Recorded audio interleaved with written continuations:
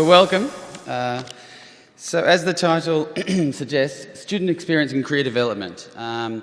That's the team I'm in, and there's really one overarching a message, and that is that what our team does is encourage a positive university experience for all students. The way that we do that is through hosting a number of programs and events that target community building, that target student engagement, and essentially a sense of well-being, identity, because we think that being secure, safe and engaged in a community is an environment that can help you learn, but also continue that learning for life. So that's what we do.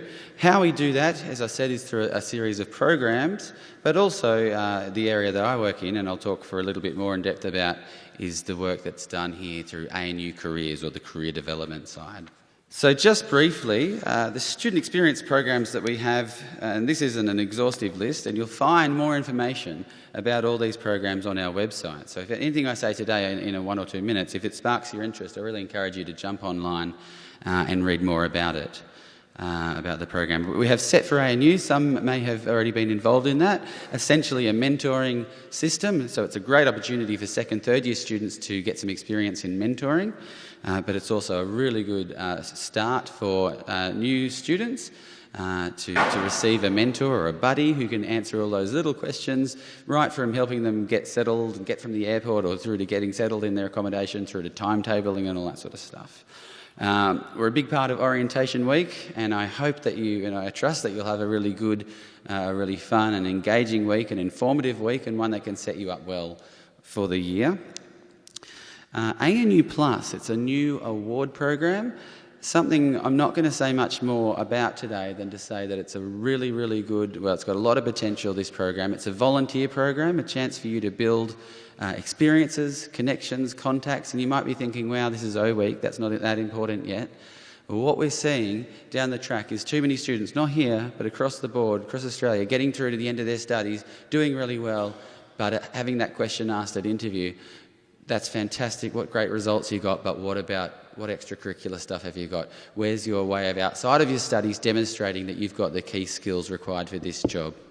So these are the types of programs and activities that not only help you engage and enjoy your time here on a social level, but also develop some of those leadership skills that will be called upon later post-graduation. We have an online program, Faces of ANU, another community building online sort of community that you can join, where you'll see students on and off campus be interviewed, pictures of what everyone else is up to, as I said, on and off campus and in and around Canberra. You may want to be a part of that. Certainly a way to start feeling connected and doing so early in your time here. Learning communities is another one that's relatively new. We're into our 3rd year of learning communities. What is it? Well, you learn at uni in an academic sense in the classroom. This is an opportunity, not for credit, but an opportunity to pursue passions, not necessarily just within your discipline. We're really encouraging people from outside of their discipline to go and be involved in a different learning community. So someone in science, studying science, to get involved in the performing arts community, for example. And we try and learn, foster a community of fun, social interaction and engagement, and education. That may take place through guest speakers, through academic speakers, through famous speakers. It may be a tour, a wine and cheese evening, a panel discussion. We take feedback from you, and you can be involved in multiple communities. Again, it's an enriching experience, not just for your time here, but for your sort of future, future building of your employability. And finally, the experience side of our team hosts the Undergraduate Research Conference, a chance for students to showcase, undergraduate students to showcase some of the research that they're doing, or a chance for students to come along to a conference where research is the focus, even early in your studies. A chance to sort of try before you buy, if you like, be a part of a conference to see whether that does represent a field that you might like to pursue. So if any of those interest you, please remember the name Student Experience and Career Development. Jump online and have a look at them. It's probably not the first thing you're going to think about at O Week, but if I can plant this one seed, then I think this will help. Settle in, really encourage you to do well in uni. That's the number one game, but more so than ever before, that's just not enough in the long run to get a job. That's the essential part, but you need to do more. You don't have to do the things that I've just said there, but you do need to be involved in extracurricular activities, work stuff, volunteer committees, or other sort of programs and events that will enrich your time, enrich your experience, enrich your skills, and add to your resume.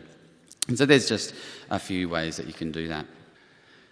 So to move into the field of the area that I specifically work in at ANU Careers, I'd like you to meet 3 students. Names have been changed, pictures have been changed, the stories are real. So this is Mark. And Mark will graduate at the end of the year with a Bachelor of Law, and then he's going to go on and graduate after that with his GDLP, his graduate legal practice.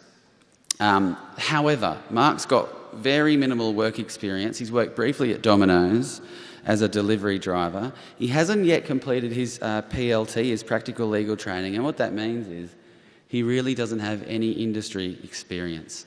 Mark, name's changed, photos changed, but Mark is an extremely common student across Australia. And there's a word of warning with Mark. He's doing really well, by the way, in his studies, but in terms of his future career prospects, that's a real red flag. There's some things that we need to intervene there with Mark. I'll come back to those in a moment. I'd like you to meet Danielle. Danielle has recently, last year, graduated with a Bachelor of ISS, International Security Studies. She's a bit of a superstar. She's got strong work experience working at the Office of National Assessments in a policy-related role, and she's also completed a really relevant internship to the direction that she's headed, and that is the internship is through the Central Intelligence Agency. She's volunteered basically through the length of her degree in a number of years at the Australian Institute in policy and advocacy related roles. She's engaged in career counselling with ANU Careers. She's gone along to career fairs. She's built up over 3 or 4 years an employer network. Now that's as a student. So she's as if she's worked for 10 years. She's on first name basis with a number of people from industry, and she's kind of the dream candidate, if you like. She's done everything right. And no surprise with a superstar like that, she's had a number of successful applications. The quality of applications, the depth of experience that she could call upon, which you'll need to call upon in a few years when you apply for work or before that, is really vast and rich. However, she's had no success at interview. Final example, again, names changed, pictures changed, but Louise is a real person, and she's been around since 2011. She has a number of incomplete degrees. She's had her hand at science, music, IT. She's had time outside of study. She's gone to TAFE here, isn't it? CIT here. She's dabbled with the workforce, sort of chopping and changing a little bit. And now, most recently, she's going, oh, look, I'll start again in arts, 217. So rather than me just saying, this is how ANU Careers can help you, I'm hoping that you might be able to either identify a little bit with any of these people, or it could act as a bit of a cautionary tale for you at this point in time. Because let's see what happened with Mark. So you recall Mark is the one who worked at Domino's, and that's about it. No industry experience, studying law. Well, what we did with Mark was, first of all, we had to sit down with him, and despite the fact he's studying law, that doesn't mean he wants to be a lawyer, particularly in this climate where more law grads are going outside of law, specifically. They're not going into being a lawyer, and that's on the up. So we need to make sure, what is it why did you study law? What interests you about law? And look at what might be something, a rough idea of your long-term plans, Mark. From there, we really need to look at getting him pretty quickly. We're going to make up for some lost time because he's had minimal work experience. We need to work on pretty actively getting him into some part-time or casual work, and casual work that's really aligned with his area of study. There's no point going back to Domino's. He's got that. He's got the teamwork. He's got some of those discipline, self-management, organisational skills that you can get, the generic employability skills. He needs industry experience. Mind you, he's not a lawyer yet, so it might be as an office administrator in a law firm, for example. Beyond that, we need to help him to start locating some of these employers that he may be able to now identify because we've done some of that career planning with him. And after that, and it's quite a process, it'll be about working with him around graduate applications. Both the two candidates, again, name changes, but there was success in both of these. But you see how there was kind of an intervention that needed to occur. And finally, Danielle, the kind of superstar she's kind of like the dream student. She followed all the right steps along the way. Her studies, she got top grades. The extracurricular stuff was brilliant. And it really just came down to the interview process that was consistently letting her down. And so what we did with Danielle was unpack that process. We can really encourage her, and some people find this hard, was to go back to these interviewers, and ask for feedback beyond the "you have not been successful on this occasion." We wanted to know what's the real reason that you didn't give me this job. It's really hard to get that information, particularly from government at times. But if she can get some real fair income feedback, some honest feedback, it can go a long way. Because as it turned out, it was her interview skills that were letting her down. And then we'd sit down with her in a consulting or a counselling session and reflect upon that feedback. We'd provide interview skills advice and training.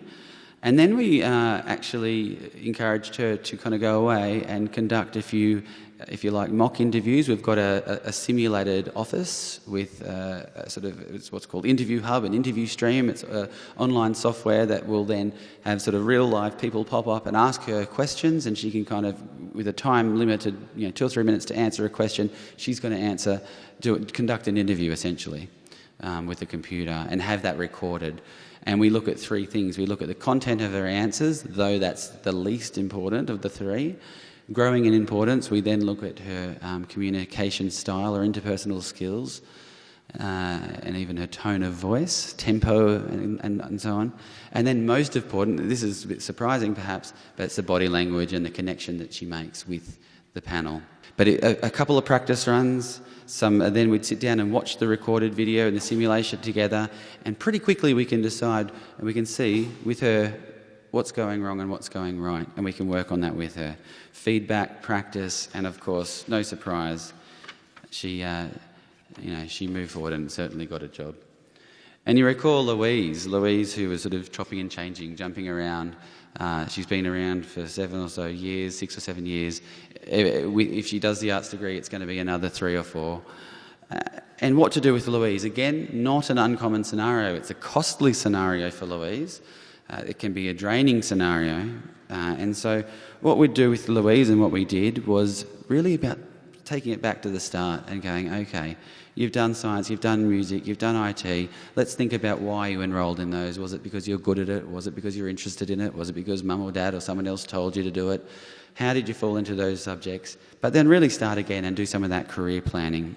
I haven't got time to go into it, but we've got a really good career counselling tool called New Directions. It takes about an hour for you to answer a whole bunch of questions around your personal interests, around your identified skills, workplace skills and academic skills, social skills, but then also look at work values and preferences. Do I like working with people? Do I want to work for money? Do I want to work to make a difference? Do I want to work autonomously, night shift, in Australia, overseas?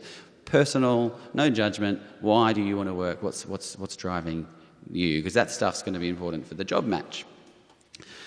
Doing that with her allowed us to then consider another sort of research process, which is to look at graduate outcomes for students in those various fields over the last 3 years. And then from there, which we've got tools to do this, and say, look, studying science, studying arts required this pathway to get there. It had this percentage of job prospects in Australia. We can use that as a bit of a guide for the future. And then we can marry that with the New Directions tool that we worked on with her, the values, interests and skills, to really make sure she's on the right match. And then at that point, we'd encourage her to throw herself into her studies rather than just a bit of a trial and error situation, which more often than not ends up as a bit of an error. We also would encourage her to make contact with industry really early, even before she enrolls, to get a feel for what it's like at 3-4 years later if she's to be working in that industry. And we've got tactics, tools, strategies to do that, including the employer fairs, which I kind of mentioned before. That's just 3 students. We've got hundreds of students here. You've all got your own stories. But I guess the point, if I can take one point away from the careers side of things, is that we're here for you from the very start of your degree through to the end and a year after your degree. And on a practical level, I'll just whiz through the kind of ways we help, but you can see the types of issues and problems and scenarios and case studies that we come across. So how we help with career planning, how we help with building your employability, how we help with the job search, the applications, the interviews and so on, is through one-on-one drop-in consultations. You can come in and ask us questions around applications, interviews, all that sort of stuff. Typically more with the short-term job search, less so on the career planning. If it's a longer career planning appointment, we'd encourage you to come and meet with us early in your degree, the better. For a longer career counselling appointment, which is on the left-hand side, a bit more like half an hour or an hour. We host workshops that achieve some of the similar purposes that we would achieve in the one-on-one setting, but we can do it in the group context. And we certainly facilitate contact with employers through large employer events. You might have heard of Tertiary to Work at the Canberra Convention Centre coming up in March, where hundreds of employers from all different sectors will be there to try and recruit the future of ANU, the future of ANU graduates, and they'll tell you about their programs and services, and it's a great chance to network. We also have employer visits that people come to campus and they actively recruit students. Or at least spruik their services, and you can start to build a bit of a rapport with your future employer. I mentioned the interview stream process before, a chance to practice, but not rehearse, but to practice the process of interviewing. So that's what ANU Careers does, and that's how we can help. And if you look to the top right-hand side, you'll see a Career Hub. Career Hub is our data place or our platform where all of this is managed. So if you want to get involved in any or all of those services that I've mentioned, just encourage you to jot down that web page, or remember Career Hub and Google it, ANU Career Hub. Register, you're all eligible. We've got resources. It's an online job platform, so if people are starting to look for work already, we've got casual work and part-time listed there where people say, we want ANU students. So it's a good targeted way to get work. It's how you can facilitate appointments, contacts, workshops, employer events and everything and anything else that I've mentioned today. And the other way to meet with us is to simply drop in and see us. We're at the rear entry of the Chifley building for the time being, and building number 15. Remember the drop-in times to come in and have a chat, and that's located the opposite of the God's Cafe. So please remember, student experience and career development. There's a bunch of programs that you could get involved in to enrich your time, to help enrich and support others, to build a community, not just an academic experience at university. And then also, don't forget, the earlier the better you start thinking about your career, the better placed you'll be as you approach graduation and beyond. Thank you very much.